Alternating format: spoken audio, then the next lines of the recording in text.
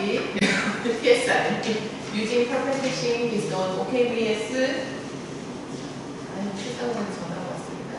and polynomial이라고 되어 있는데 여기 여러 가지 기법들이 많이 들어있는데 이거는 이제 지금 우리가 지금 계속 얘기하고 있는 게 의료 데이터, 뭐 금융 데이터 같이 아주 민감한 정보가 들어있는 데이터들을 하지만 그게 데이터가 안전하게 활용이 돼야 돼요.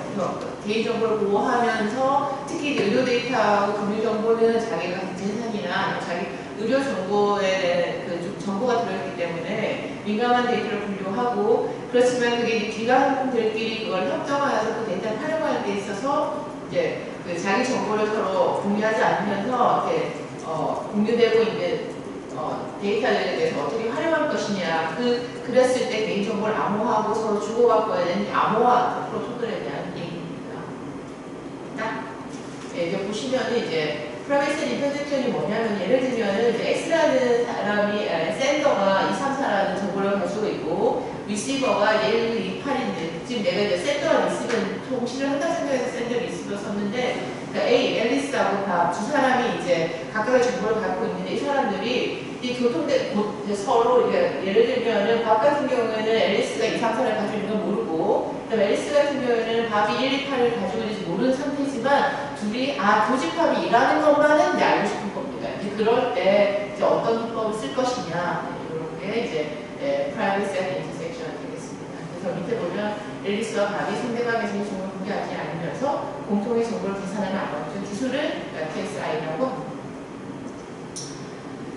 근데 모티베이션이라고 하는 것은 왜 이제 이런 걸 생각하게 됐느냐? 의료 데이터, 금융 데이터 등 민감 데이터의 경우 데이터 소실을 허용하지 않습니다. 그래서 근데 이제 실제로는 현재 우리가 사용하고 있는 데이터의 자료 구조, 데이터를 입력을 받아서 이제 저장을 하고 저장된 데이터를 서로 주고받고 하는 이 데이터 자료 구조에 있어서 실제로는 지금 기존에 쓰고 있는 블룸 필터라는 가장 보편적이고 메모리가 굉장히 효율성이 높은 블룸 필터 같은 경우에는 그러니까 이제 저장하는 방식이 아주 그냥 심플하다 보니 데이터의 손실이 굉장히 많았습니다. 그냥 같은 버킷에 이제 같은 데이터가 들어갈 때 이렇게 그냥 이렇게 앞에 걸 삭제해버리고 그 다음 데이터가 들어가는 이런 과정을 거치다 보니 데이터 손실이 많다 보니 그런데 이제 그렇게 해서 자료를 저장하다 보니까 의료나 금융 데이터의 데이터 손실이 일어나기 위해서 여기는 적절하지 않다. 그러면은 의료 데이터, 금융 데이터는 민감 데이터처럼 자료 손실이 전혀 없는 그런 암호학적 기술은 뭐가 있을까? 자료적 구조 기술은 뭐가 있을까에 이제 모티베이션을 가지고 있습니다. 예를 들어서 이제 블룸 필터 같은 걸 이렇게 이제 해시태그를 하는데 이렇게 되면은 이제 그 블룸 필터가 데이터 오류를 가져온다는 말을 폴스 파지티브라고 하는데 이렇게 제가 이제 그림으로 설명했거든요. 근데 우리 이영희 원장님이 이걸 이해하시기 위해서 내가 열심히 밤새 그림을 그렸는데 안 보네. 그래서 이겁니다. 안 보셔도 됩니다. 넘어갑니다. 네. 그래서 이제 이런 이제 폴스 파지티브를 없애기 위해서 전혀 발생하지 않는 폴스 파지티브가 전혀 발생하지 않는 암호적 기술을 저희가 이제 제안해봐야 되겠다. 그래서 그게 연구가 시작이 됐습니다. 그래서 이제 우리가 말하는 게 퍼펙트 해싱인데 충돌이 일어났을 경우 문제는 왜냐하면 옛날에 블룸 필터 같은 경우에는 두 번째 인덱스에 2와 10이라는 정보가 저장이 되면은 2는 날아가고 12만 저장이 되거든요. 그리고 3, 23에서 똑같이 이제 왜냐면은 이 모듈 계산을 하다 보면 여러 가지 해시 함수들이 있는데 해시 함수들이 하다 보면은 같은 버킷에 여러 개의 데이터가 들어가는 경우가 생기고 그러면 앞에 있는 게 삭제되고 뒤에 게 막 들어간단 말이에요. 앞에 게 없어지면 정보 손실이잖아요. 네, 그러니까 이걸 어떻게 막을 것이냐. 정보 손실이 전혀 없게 하기 위해서는 이렇게 겹쳐지는 버킷에 새로운 주머니를 또 하나 만들어가지고 그거를 새로운 해시 함수, 두 번째 해시 함수 H2를 만들어서 할게 해서 완벽하게 8개, 하나, 둘, 셋, 넷, 다섯, 여섯, 10개 데이터가 하나도 겹쳐지지 않는 자료를 가지게 된다. 그래서 이제 대신 이렇게 두 번째 인덱스에는 새로 두 번째 버킷 주머니가 또 만들어지는 거고 세 번째 인덱스에는 새로운 버킷 이렇게 해서 이제 저장을 하겠다라는 게 컨셉이 되겠습니다. 네. 그래서 충돌이 있을 경우 이제 해시태그를 충돌 저장하고 그런데 중요한 건 그렇다면 해시태그이 사실 데이터가 10개 있는데 데이터 그 버킷을 한 30개씩 만들면 얼마든지 충돌 없이 저장할 수 있잖아요. 그런데 요즘에 빅데이터 시대이기 때문에 백맨반 수억 개의 데이터들을 이게 이제 암호 기술이라는 거는 사실 숫자가 암호하기 위해서 굉장히 많은 계산량을 가지고 있는데 그것도 버킷도 뭐 몇억 개씩 그렇게 조정할 수가 없습니다. 그래서 이제 가장 효율적으로는 이제 해시 테이블의 크기가 데이터셋의 한 1.2배 정도 또한 기준에 접근하지 않냐 하고 생각하고 있습니다. 그래서 그렇게 해가지고 빠졌어요. 그렇게 이제 적절하게 네, 됐습니다. 네, 이렇게 해서 해시 테이블을 그래서 이제 제가 방금 말씀드린 어머 제일 싫어하는 오타가 났습니다. 그럼 룸입니다. 이런 사진을 드리면서 블랙 필터하고 이제 퍼펙트 필터는 아시죠? 퍼펙트 해싱에 대해서 이제 실험한 결과를 좀 보여드리면은 데이터 수에 따라서 10만, 100만, 1000만, 3000, 5000만 데이터를 가지고 이제 데이터 수에 따른 메모리 변화가 이제 블랙 필터가 가장 메모리 변화가 적죠, 그죠? 메가바이트 수준으로 제일 낮잖아요. 메모리 구간이 가장 높고 지금 보면은 우리가 제안하는 노란색 퍼펙트 해싱은 후크 해싱이라고 사실 이게 충돌을 피하기 위한 또 가장 많이 쓰는 후크 해싱이라는 해싱 기법이 있습니다. 그거보다도 좀 더 좋게 나왔어 메모리 효과가 좋다고 나왔고 그다음 데이터셋에 따른 평균 실행 시간 사실은 너무 오래 걸리면 안 되잖아요. 네, 계산하는데 근데 역시나 이제 우리가 오히려 퍼펙트 해싱이 훨씬 더 잘 나왔다. 시험 결과가 나왔고 그다음에 이제 데이터셋에 따른 교집합 정확도 그 정확도라는 건 뭐냐면 데이터를 구해서 정확하게 이제 구해줘야 되는 거죠. 우리가 원하는 건 2인데 실제로는 2를 구했지 못하고 3을 구했다든지 이런 걸 계산을 해봤는데 우리 커뮤니케이션은 굉장히 100% 완벽하거든요. 데이터 손실 하나도 없이 교집합 정확하게 구분해내는데 결국 블록 필터하고 쿠쿠이신도 점점 지금 정확도가 높아지고 있잖아요. 근데 이제 실제로는 왜 그러냐면 이게 이제 쿠쿠이신하고 블록 필터는 충돌도 있고 그 다음에 이 자료 구조할 때 데이터 손실도 있는데 불구하고 데이터 교집합이 많아지는 정확도가 100%가 되는 이유는 이제 맞지 않는데 그 이유가 살펴보니까 블루 필터하고 쿠쿠이신 같은 경우는 그 입력되는 데이터를 전부 교집합으로 그러니까 입력 데이터 교집합이 같아지는 경우가 나오더라고요. 네, 그래서 그렇다면 정확도 높아질 수밖에 없다는 얘기죠.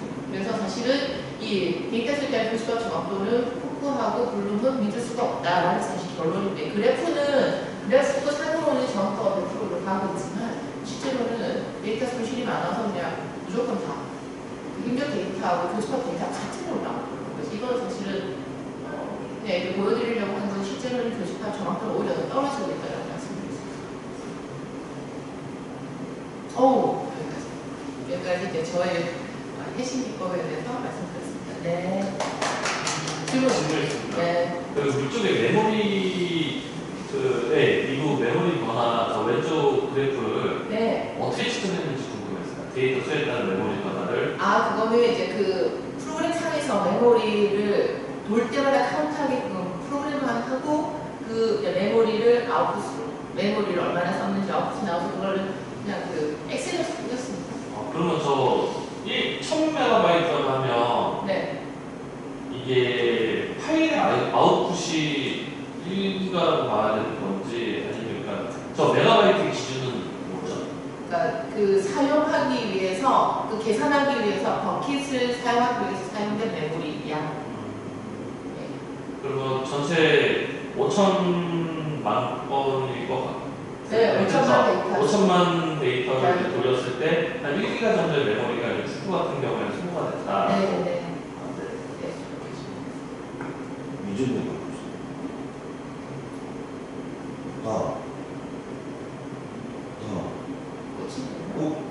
다음으로 가나? 그러니까. 네. 이게 실험한 거잖아요. 네. 그러니까 실험을 할 때 실험 환경하고 실험 데이터셋을 제시를 먼저 해주는 게 맞는 것 같고요. 네. 왜 그러냐면 저기 10만, 100만, 1000만이라는 것이 어떤 그냥 데이터 수라고만 돼 있지 데이터가 뭐 어떤 데이터인지는 지금 모르기 때문에 그래서 실험을 할 때 실험 데이터의 환경이 필요한데 어떤 데이터를 썼는지 그리고 어느 환경에서 돌렸는지 네. 뭐 뭐를 있으면 그게 일단은 필요한 것 같아요. 네. 그 다음에 이제 퓨처웍스나 스터디에 대해서 얘기를 좀 해주세요. 앞으로 이걸 마지막으로 논문을 작성하는 끝내라 이 연구는. 근데 사실은 무슨 논문을 작성하려는 건지. 여기에 대해서 마지막 논문을 좀 상세하게 작성하는데 이 연구에 대해서 이제 종료를 할까 싶지만 사실은 지금 이제 여기가 의료 데이터이기 때문에 이 퍼펙트 캐싱의 단점이 뭐냐면 이 지금 좋긴 하지만 그 동적 데이터에는 적합하지 않게 나옵니다. 왜냐하면 동적 데이터라는 거는 우리 실시간 데이터처럼 그 데이터에 예를 들어서 우리 의료 정보가 들어왔을 때 그 의료 정보가 실시간으로 사실 의료 정보가 안 맞지 하지만 어쨌거나 이게 지금 현재는 제가 설명하는 지금 사용한 데이터는 동적 데이터라고 해가지고 중간에 데이터 셋이 데이터가 변화가 없는 동적 데이터라고에만 적합하다고 생각하고 지금 되어 있는데 실제로는 우리 보면은 이제 실시간으로 데이터가 업데이트가 되는 그런 데이터 중에 개인정보가 많이 들어있는 데이터는 이 퍼펙트 캐싱을 사용할 수 없다. 왜냐면은 너무 많은 메모리 양과 계산량을 가지기 때문에 그런 특징 때문에. 그런데 지금 현재는 이제 다이나믹 퍼펙트 캐싱이라 해가지고 동적 데이터에도 적용할 수 있는 퍼펙트 캐싱이 지금 연구되고 있거든요. 이제 그 연구 방법은 사실 제가 이제 여기 지금 잠깐 설명드렸는데 주머니 이 형식 방식입니다. 주머니가 이제 원래는 데이터가 원래는 하나, 둘, 10개가 원래는 정해져 있는데 잠깐 실시간으로 데이터가 10개 됐다가 20개 됐다가 이렇게 들어올 때는 실시간에 맞춰서 들어오는 데이터만큼의 주머니를 계속 만들어 가면서 퍼펙트 캐싱을 하겠다는 동적 데이터셋, 동적 다이나믹 퍼펙트 캐싱이 지금 되어 있거든요. 그래서 앞으로는 그쪽 방향으로 동적 데이터셋에도 적용할 수 있는 퍼펙트 캐싱 기법이 연구되어야 되지 않을까. 그리고 이제 앞으로는 근데 이 암호학이 우리가 요즘 양자 하는데 이 암호학 기술이 만약에 양자 컴퓨터가 나오면서 양자 컴퓨터를 통한 데이터 통신을 주고받을 경우에는 지금 현재로는 이런 이런 암호가 필요 없지 않을까 하는 그런 얘기들도 나오고 있더라고요. 그러니까 양자 암호도 있어요.